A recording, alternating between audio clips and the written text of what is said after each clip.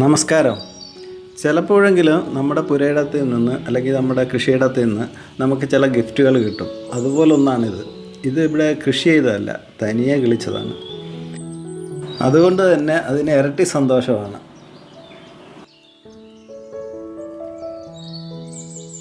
തനിയെ കിളിച്ചതുകൊണ്ട് അത് എന്താണെന്ന് അറിയാത്തതും കൊണ്ട് നമ്മളതിന് പ്രത്യേകിച്ച് ഒരു പരിചരണവും കൊടുത്തിട്ടില്ല. തനിയെ കിളിച്ചു, തനിയെ പന്തലിൽ കയറി കായുണ്ടായി. ഇതുപോലെ തന്നെ നിലത്തും കുറച്ച് കായുണ്ടായിരുന്നു, പക്ഷേങ്കിൽ അത് അട്ടുപോയി.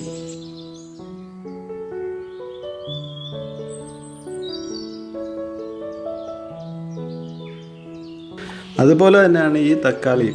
ഇതും ഇവിടെ നമ്മൾ പായി കിളിപ്പിച്ചതോ ഒന്നുമല്ല, നട്ടതോ ഒന്നുമല്ല. അതും തനിയെ കിളിച്ചതാണ്. അത് അത്യാവശ്യം കായായിട്ട് ഇങ്ങനെ നിൽക്കുന്നു. ഇതൊക്കെ ചെറിയ സന്തോഷം തരുന്ന കാര്യങ്ങളല്ലേ.